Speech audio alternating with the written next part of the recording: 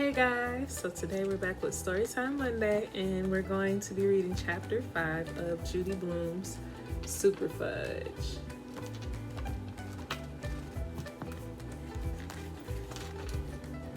Chapter 5. Small ones are sweeter.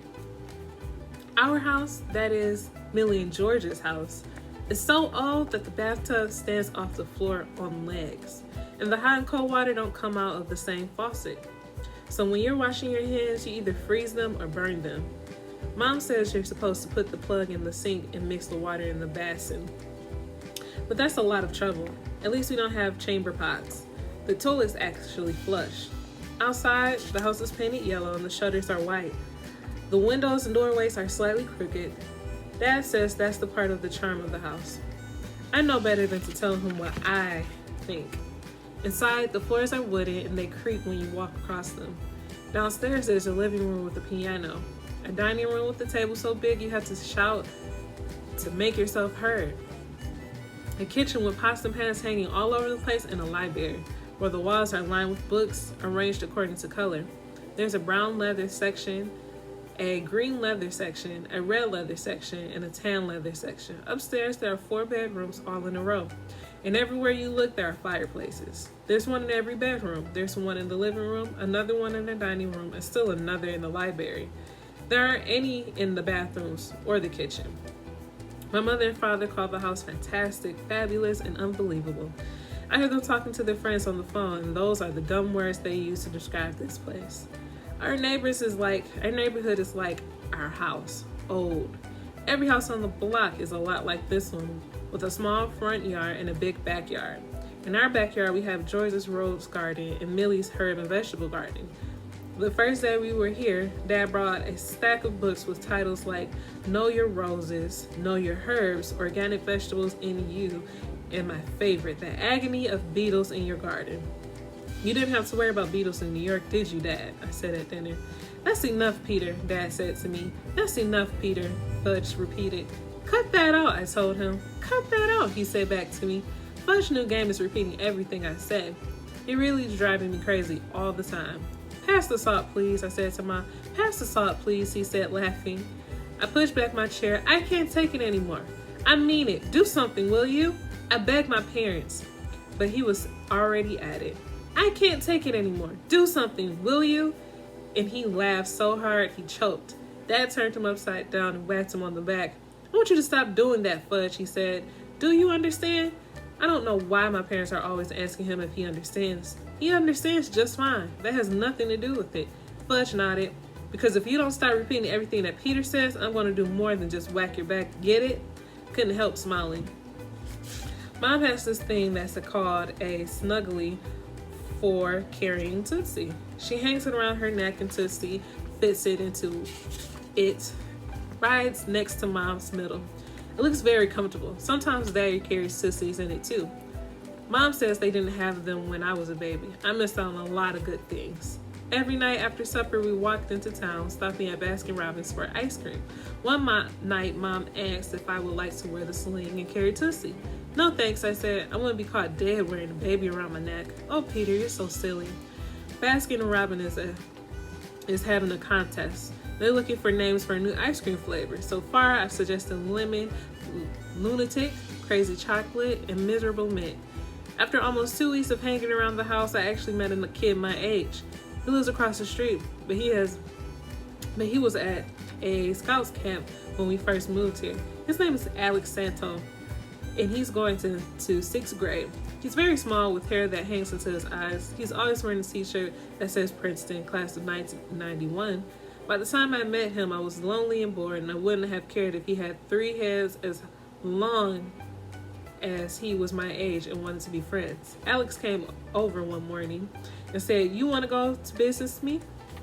"What kind of business?" I asked. "Worms," he told me. "Worms?" I asked. "Yeah, worms," he said again. "Worms," Fudge said, jumping down the front steps. "Wormy, wormy, worms." Alex looked over at him. "Don't mind him," I said. "He's just my little brother." "Oh," Alex said. "So what do you say?" "Sure," I told him, having no idea what kind of worm business Alex was talking about. "When do I start?" "How about now?" Alex said. "Okay, what do I do?" "First we dig them up. Then we sell them to Mrs. Mulder down the street. She pays 5 cents a worm. What does she do with them? I asked. She doesn't say. Some people think she uses them for fishing. Other people think she uses them in her garden. Personally, he stopped and scratched his head. Go on, go on. I think she eats them, Alex said. I thought for a minute, worm pie? Yeah, and worm stew, and worm juice, and worm soup, I said, getting warmed up, and warm bread. Oh yeah, that's the best, Alex said. Nice soft bread with little worms here and there. You can make a really tasty worm and cheese sandwich on it, I said. We were doubled over now, laughing off our heads. And worm ice cream, Fudge said, jumping on top of us. Worm ice cream, Alex and I said. I decided that with Alex in my class, Princeton might not be too bad. That afternoon, Alex and I went digging up for some worms. We rode our bikes over to the lake. It's easy to ride in Princeton because they have bike paths on every street. Alex had a pail and a couple of shovels, and we got to work. Finding worms was no problem. An hour later, we rode back to my house. Mrs. Muter likes worms clean, Alex told me, turning on our hose. That figures. If she uses them for cooking, I said. We left the pail of worms outside and went in for a drink. When we came out, Fudge was standing next to Tootie's carriage, dangling a worm in front of her. Cut that out, I yelled, racing over to him. Why? She likes it, Fudge said. Watch. Alice and I looked at Tootie's carriage. She laughed every time Fudge held up the worm. You're right, I said. She does like it. Hey, Mom, look at this. What is it? Mom called from where she was, weeding Millie's organically grown vegetables. You've got to see this for yourself, I called back. She came over, wiping her hands on her jeans. Watch, Mommy, Fudge said, and he took the worm from behind his back and dangled it over Tootie's carriage.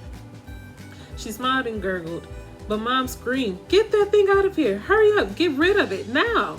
And it's just a worm, Mommy. Don't you like worms? No, I don't. I really don't like worms at all, and I never want you to show me another one. Do you understand? Fudge puts the worm on his arm and let it crawl up to his shoulder. See, isn't he cute? I'm going to call him Willie. Willie Worm. And he'll be my very own pet. I'm going to sleep with him, and he can eat next to me at the table, and he'll take baths with me. Fudge. Yes, Mommy. I told you, I don't ever want to see that worm again, and you may not bring him into the house, and you may not hold him that close to Tootsie. Do you understand me this time? You really don't like worms, Fudge said. That's right, Mommy said. I really don't. Why not, Fudge asked. It's nothing I can explain. Mommy went back to weeding the garden. Fudge followed her. Is your family always like that, Fudge asked. You haven't seen anything yet, I told him. On our way to Mrs. Mueller's house, I thought I remembered reading that worms regenerate when you cut them in half. But I wasn't sure, so I asked Alex if he had ever tried that. Sure, Alex said, plenty of times. And what happened? Nothing. You get 2 little worms, right? And if Mrs. Muter pays 5 cents a worm, a slow smile spread across Alex's face. I see what you mean, he said. How come I never thought of that? I didn't answer. We dumped our worms on the sidewalk and cut them all in half. The one that was big enough to cut into thirds, so now instead of 16 worms, we had 33. Mrs. Muter lived in an old house that was painted gray with the blue shutters. Alex rang her bell. A big round woman with hair of the color of her house and glasses halfway down her nose came to the door. She wore sneakers and blue jeans and a red and white shirt. Well, hello, Alex. Long time no see. Hi, Mrs. Muter, Alex said. I got a partner now. She looked at me over the rims of her glasses. I'm Peter Hatcher. We just moved in down the street. She kept looking at me, so I kept talking. In the Whitmer's house. Millie and George Whitman, they're friends of my mother and father. We're just here for a year to see how we like being away from the city. Are you finished? She asked. Yes. Good. Then let's get down to business. We got 33 for you today, Mrs. Muter, Alex said. Real beauties. 33. She held up the jar and studied them. They look awfully small. Small ones are sweeter, I said. She gave me a strange look this time, so I quickly added, they'll get bigger in the summer. Really? I should think that they'd be at their best now. Oh no, I told her. They'll be getting fatter and longer by August, and by September, they'll be in their prime. Is that a fact? She asked. Uh-huh. I said, praying that she wouldn't guess I didn't know what I was talking about. We'll live and learn, Mrs. Muter said. She went inside and came back with her wallet. You know, she told us, I can go down to the filling station and buy a container of worms, but I think freshly dug up ones are so much better. She opened her wallet. Let's see, 5 cents times 33 worms. That's $1.50. She added to the money. She handed the money to Alex. Excuse me, Mrs. Muter, Alex said, but it's 1 65. Mrs. Muter laughed. Can't fool you, can I, Alex? No, Mrs. Muter, not when it comes to math. Would you like more worms next week? Of course. As many as you can bring me. You can't have too many worms, you know. Alex gave me a look and thanked Mrs. Muter and walked away. Once we were out of earshot, Alex said, small ones are sweeter? He gave me an elbow on the ribs. Worm soup tonight, I told him, and we exploded laughing. After supper, Mom got Tussie into her sling, and the five of us went off to Baskin Robbins. When we got there, Fudge walked up to the girl behind the counter and said, worm ice cream. Beg pardon, the girl asked. Worm ice cream, he repeated. We don't have, for the flavor of month, Fudge told her, warm ice cream. Are you saying? She began. Yes, he is. I said worm, that's W-O-R-M. I can spell, the girl said, annoyed. But I really don't think that people would go for that flavor. Some people would, right, Peter? Sure, I said. Some people right in this town might think it's terrific. Look, kids, we're very busy tonight, so cut off the wise guy stuff and tell me what you want. I'll have a chocolate chip mint sundae with the works, I told him. And I'll have a fudge ripple cone, Fudge said, just like my name. Oh, your name is Cone, she asked. No, Ripple. No, I suppose you're going to tell me it's Fudge, right? That's right, Fudge said, shinning himself on the counter. Cute kid, she mumbled to herself. Real cute. And all right, guys, that was chapter 5. Next week, we'll be reading chapter 6. So again, we finished up Judy Blume's Super Fudge, chapter 5. So next week, we will be back on Monday at 12 o'clock. So make sure you like this video, give it a thumbs up if you enjoyed it, and I will see you guys next week. Bye, guys.